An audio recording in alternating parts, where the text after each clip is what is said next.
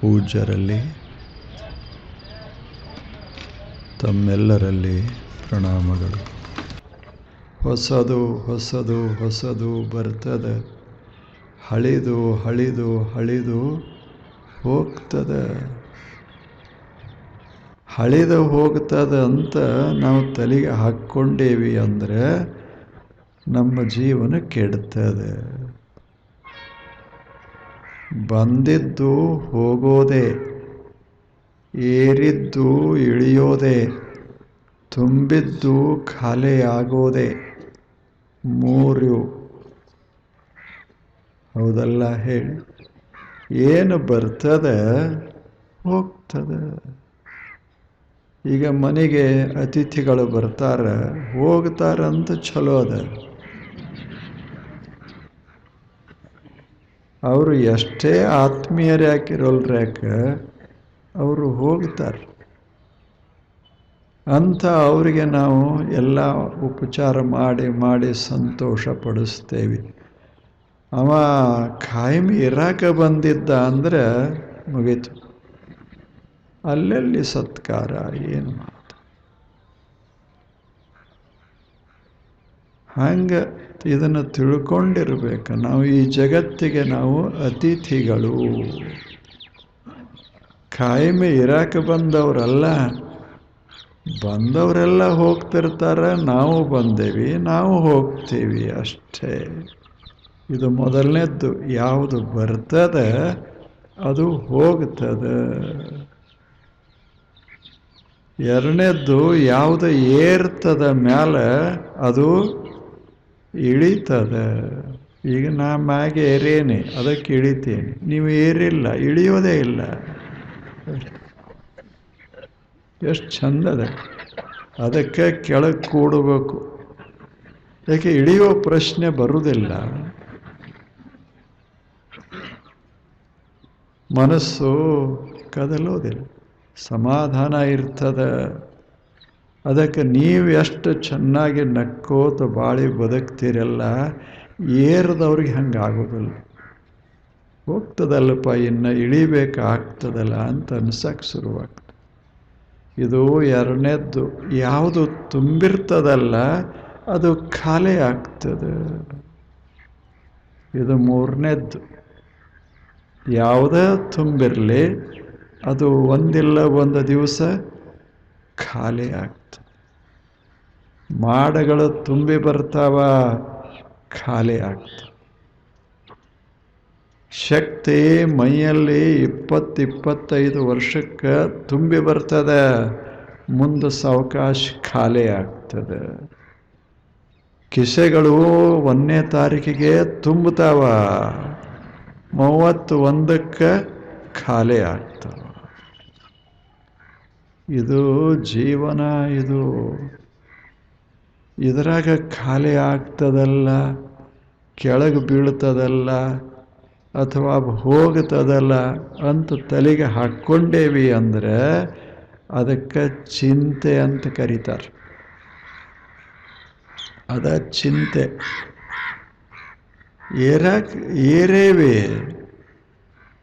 ಏರೇವಿ ಇಳಿಯೋದ್ರ ಬಗ್ಗೆ ಯಾಕೆ ಚಿಂತೆ ಮಾಡೋದು? ತಲೆಯಾಗ ಹಾಕ್ಕೊಂಡಿರಬೇಕು. ಏರ್ತೇವಿ ಅಂದ ಬಳಿಕ ಇಳಿತೇವಿ ಅಷ್ಟೇ. ಏರ್ತೇವಿ, ಇಳಿತೇವಿ. ತುಂಬಿಕೊಂಡೇವಿ, ಖಾಲಿ ಆಗ್ತೇವಿ. ಯಾವುದು ಖಾಲಿ ಆಗೋದಿಲ್ಲ, ಯಾವುದು ಇಳಿಯೋದಿಲ್ಲ ಹೇಳಿ? ವಿಜಯನಗರ ಸಾಮ್ರಾಜ್ಯ ಜಗತ್ತಿನಲ್ಲಿಯೇ ಬಹಳ ಪ್ರಭಾವಿ ಸಾಮ್ರಾಜ್ಯ ಅನಿಸಿಕೊಂಡಿತು. ಇದೇ ಹಂಪಿಯೊಳಗೆ ಎಂಥ ಸಾಮ್ರಾಜ್ಯ ಕಟ್ಟಿದರು. ಶತಮಾನಗಳ ಕಾಲ ಸಾಮ್ರಾಜ್ಯ ಉಳಿದಿತ್ತು. ಹಾದಿಯೊಳಗೆ ಮುತ್ತು ರತ್ನಗಳನ್ನು ಹಿಂಗೆ ಒಂದೊಂದಲ್ಲ ಅಳತೆ ಮಾಡ್ತಿದ್ರು, ತೂಗಿ ಕೊಡ್ತಿರ್ಲಿಲ್ಲ, ಹಿಂಗೆ ಸುರುತ್ತಿದ್ರು ಅಂತ ಬರೆದಾರೆ. ಅಷ್ಟು ಇಷ್ಟೆಲ್ಲ ಭರಿತವಾದ ವಿಜಯನಗರ ಸಂಪತ್ತಿನಿಂದ ತುಂಬಿತ್ತು. ಈಗ ಹೋಗಿ ನೋಡ್ರಿ, ಖಾಲಿ ಖಾಲಿ. ಯಾವ ಕಟ್ಟಡಗಳಲ್ಲಿ ಅಷ್ಟು ವೈಭವ ಇತ್ತೋ ಎಂದು ಹೋಗಿ ನೋಡಿದರೆ ಖಾಲಿ ಖಾಲಿ. ಅದು ಒಂದು ಉದಾಹರಣೆ. ನಮ್ಮದು ಖಾಲಿನೇ. ನಾವು ಒಂದಿಲ್ಲ ಒಂದು ದಿವಸ ಖಾಲಿ ಮಾಡಬೇಕಾಗ್ತದೆ. ನಾವು ಟಿಕೆಟ್ ತಕ್ಕೊಂಬಂದಿರ್ತೇವೆ, ಇಂತಿಷ್ಟು ವರ್ಷ ಅಷ್ಟೇ. ಆ ಬಳಿಕ ಈ ಜಾಗ ಖಾಲಿ ಮಾಡಬೇಕಾಗ್ತದೆ. ಯಾರು ಕಟ್ಟಿದರೋ ಅವರೇ ಹೋದರು. ಯಾರು ಅಷ್ಟೆಲ್ಲ ತುಂಬಿದರೋ ಸಂಪತ್ತಿನಿಂದ ಆ ಸಾಮ್ರಾಜ್ಯವನ್ನು ಅವರೇ ಹೋದರು. ಇದನ್ನು ನೋಡ್ಕೋತಿರಬೇಕು. ಇದು ಇತಿಹಾಸದ ಪುಟಗಳಿಂದ ಇಂಥ ಸತ್ಯ ಸಂಗತಿಗಳನ್ನು ಅರಿತುಕೊಂಡಿರಬೇಕು ಮನುಷ್ಯ. ಎಷ್ಟು ಸತ್ಯ ಅದನ್ನು ಬಿಟ್ಟು ನಾವೇನು ಮಾಡ್ತೇವೆ ಅಂದರೆ, ಬಂದವ್ರು ನಾವು ಹೋಗ್ತೇವಲ್ಲ, ಇನ್ನು ಹ್ಯಾಂಗೆ ಮಾಡೋದು? ಏರದ ಬಳಕ ಆರಾಮ ಕೂಡಬೇಕಲ್ಲ, ಇನ್ನು ಇಳಿಬೇಕಾಗ್ತದಲ್ಲ, ಹೆಂಗೆ ಮಾಡೋದು? ಎಲ್ಲ ತುಂಬೇದಲ್ಲ, ಖಾಲಿ ಆಗ್ತದಲ್ಲ, ಹೆಂಗೆ ಮಾಡೋದು? ಹೀಗೆ ಆಲೋಚನೆ ಮಾಡ್ಕೋತ ಇದ್ದ ಮನುಷ್ಯ ಚಿಂತೆಯೊಳಗೆ ಮುಳುಗಿರ್ತಾನ. ಈ ಚಿಂತೆ ಅನ್ನೋದು ಎದೆಯ ಪವಿತ್ರ ಭಾವವನ್ನು ಕೆಡಿಸ್ತದೆ. ಇದು ಅಡೆತಡೆ.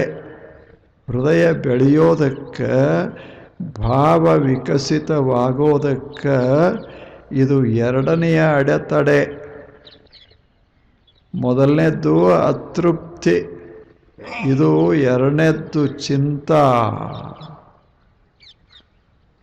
ಮನುಷ್ಯ ಚಿಂತೆ ಮಾಡ್ತಾ ಎದರ ಬಗ್ಗೆ? ಆಗಿ ಹೋಗಿರ್ತದೆ ಅದರ ಬಗ್ಗೆ. ಇಲ್ಲವೇ ಇನ್ನ ಬಂದಿರುವುದಿಲ್ಲ ಅದರ ಬಗ್ಗೆ. ಚಿಂತೆಯನ್ನು ಮಾಡ್ತಾನಲ್ಲ, ಇದರಿಂದ ಹೃದಯ ಒಣಗ್ತದ, ಭಾವ ಬತ್ತದ. ಭಕ್ತಿಗೂ ಅಥವಾ ದೇವ ಪ್ರೇಮಕ್ಕೂ ಚಿಂತೆಗೂ ಹೊಂದೋದಿಲ್ಲ.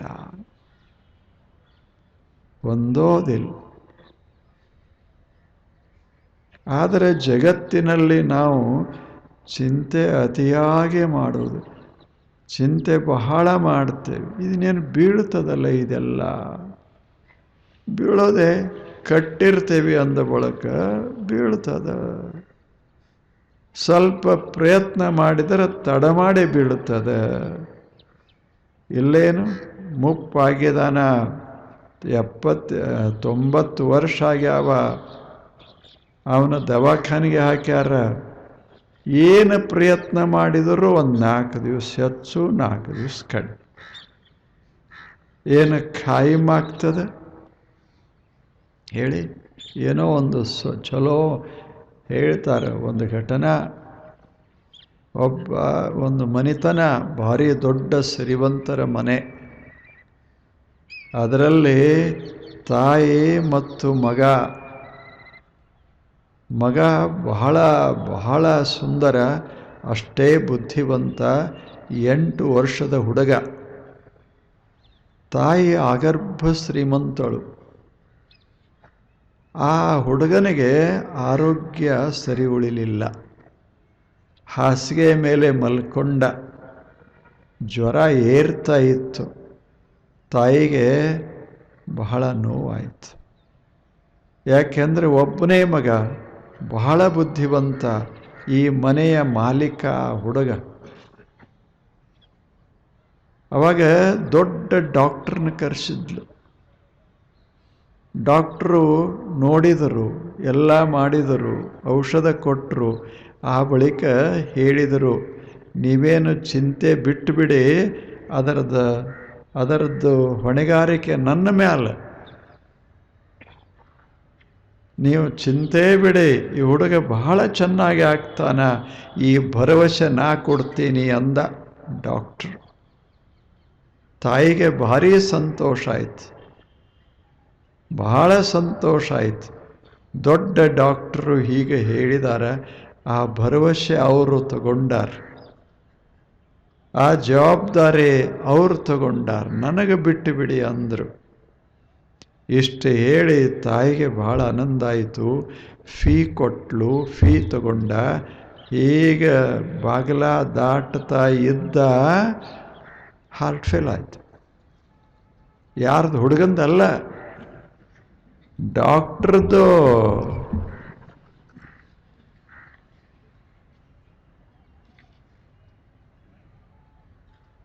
ಹುಡುಗನ ಉಳಿಸೋ ಜವಾಬ್ದಾರಿ ನಂದಂತ ಹೇಳದವ್ರಿಗೆ ತಾವು ಯಾವಾಗ ಹೋಗ್ತಾರಂತ ಗೊತ್ತಿರಲಿಲ್ಲ ಅಷ್ಟೆ.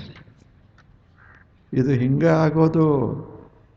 ಅವ ಹೋಗ್ತಾನೋ, ನಾವು ಹೋಗ್ತೇವೋ, ಯಾರು ಹೋಗ್ತಾರೆ, ಎಲ್ಲಿ, ಹೆಂಗೆ ಗೊತ್ತಾಗೋದು? ಇದೆಲ್ಲ ಇಷ್ಟೇ.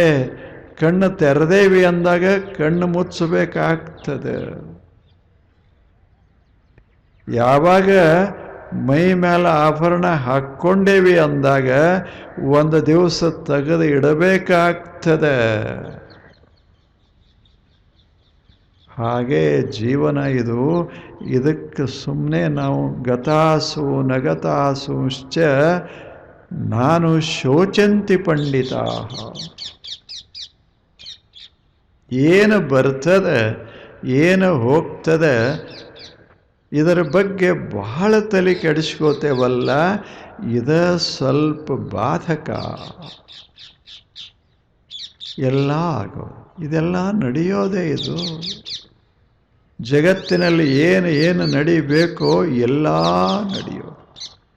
ಅಂಥದ್ರಲ್ಲಿ ಸ್ವಲ್ಪ ಕಷ್ಟಪಟ್ಟು 4 ದಿವಸ ಮುಂದೆ ಹಿಂದೆ ಮಾಡಬಹುದೇ ವಿನಃ ಪೂರ್ಣವಾಗಿ ಜಗತ್ತಿನಿಂದ ನಾಶವನ್ನು ತೆಗೆದು ಹಾಕುವುದಕ್ಕಾಗಲಿ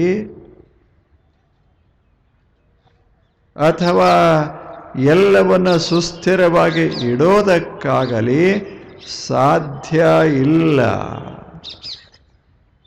ಏನು ಪ್ರಯತ್ನ ಮಾಡಿದರೂ ಸಾಧ್ಯ ಆಗೋದಿಲ್ಲ. ಯಾಕೆ?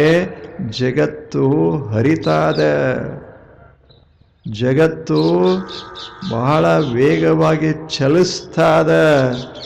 ಇಂಥಲ್ಲಿ ಎಲ್ಲ ಥರದ ಘಟನೆಗಳು ನಡೆಯೋದೇ ಮನುಷ್ಯನೇ ನಿನ್ನ ಹೃದಯ ಬಾಡದಂತೆ ಇರಬೇಕಾದ್ರೆ ನಿಶ್ಚಿಂತನಾಗಬೇಕು. ನೀನು ಎಲ್ಲದರ ಮಧ್ಯದಲ್ಲಿ ನಿಶ್ಚಿಂತನಾಗಿರಬೇಕು.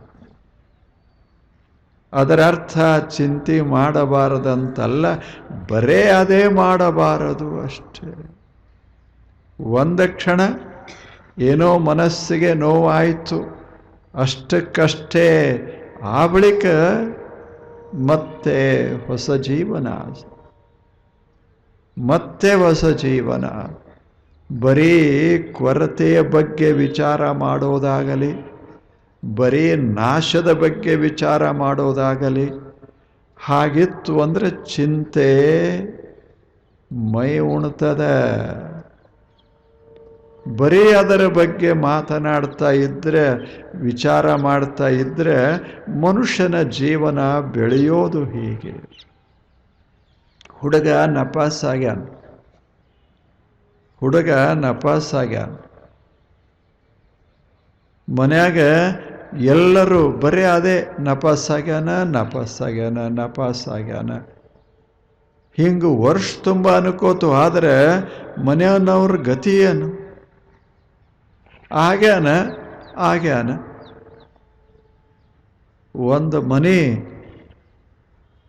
ಆ ಮನೆಯೊಳಗೆ 4 ಜನ,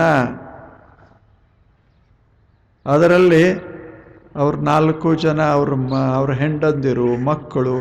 ಅದರಲ್ಲಿ ಒಬ್ಬ ಹುಡುಗ ನಪಾಸಾಗಿ, ಅವ ಮನೆ ಯಜಮಾನ ಅಂತ ಒಬ್ಬ ಮುದುಕ. ಅವ ಮನೆಗೆ ಬಂದ, ಹೊಲದಿಂದ ಮನೆಗೆ ಬಂದು ಕೂಡಲೇ ಇವರೆಲ್ಲ ಮನ್ಯಾಗ ತಾಪ್ ಮಾಡ್ಕೊಳಕ್ಕೆ ಹತ್ತಿದ್ರು. ಏನು ಹುಡುಗ ನಪಾಸಾದ, ಏನು ಕೆಡಿಸಿಬಿಟ್ಟ, 1 ವರ್ಷ ಹಾಳಾಯಿತು ಅಂತ ಭಾರೀ ನಡೆದತ್ತು. ಅವ ಹಾಗೆ ಮಾಡಿದ ಹೀಗೆ ಮಾಡಿದ ಅಂತ ಜಗಳ ನಡೆದತ್ತು ಮನ್ಯಾಗ. ಇವ ಮುದುಕ ಬಂದ ಮನೆಗೆ. ಏನಾಗ್ಯದ ಅಂದ, ಹುಡುಗ ನಪಾಸಾಗ್ಯಾನ. ಆಗಲ್ ಬಿಡು ಅಂದ. ಮುಗಿದ ಹೋಯ್ತು. ಮತ್ತು ಓದಿದ್ರಾಯ್ತು, ಮತ್ತು ಪರೀಕ್ಷೆ ಕೂತ್ರಾಯ್ತು. ಓದ್ತಾರಂದಾಗ ನಪಾಸ್ ಆಗವ್ರೆ. ಈಗ ನಂಗೇನು ಬರೀ ಪಾಸ್ ಮಾಡ್ಕೋತ ಹೋಗ್ತಾರೇನು? ನಪಾಸು ನಪಾಸ್. 1 ಮಾರ್ಕಸ್ ಕಡಿಮೆ ತಗೊಂಡ್ರು ನಪಾಸ್. ಮುದುಕನ ದೃಷ್ಟಿ ಹೆಂಗ, ಇವರ ದೃಷ್ಟಿ. ಯಾಕೆ ತಲೆ ಕೆಡಿಸ್ಕೋತೀರಿ? ಸಣ್ಣ ಹುಡುಗದಾನ, ನಪಾಸು ಆಗೋದೆ. ನೀವು ಒಮ್ಮೊಮ್ಮೆ ಏಳ್ತೀರಿ ಬೀಳ್ತೀರಿ, ನಪಾಸಾಗೋದಲ್ಲೇನು ಅಂದ. ಹಾಗ ನೋಡ್ತಾ ಇದ್ರೆ ಸಂತೋಷ ಇರ್ತದ, ನಿಶ್ಚಿಂತಿರ್ತಾನ ಮನುಷ್ಯ. ಇಲ್ಲದೆ ಇದ್ರೆ ತಾಪ ಭಾಳ. ಈಗ ಹಾಲ ಕುಡಿಯಾಕೆ ಹಾಲು ಇರ್ತಾವ, ಸ್ವಲ್ಪ ಚೆಲ್ಲದೆ. 1 ಹನಿ ಚೆಲ್ಲಾರ್ದಂಗೆ ಹಾಲು ಬಳಸೋರು ಯಾರದಾರ?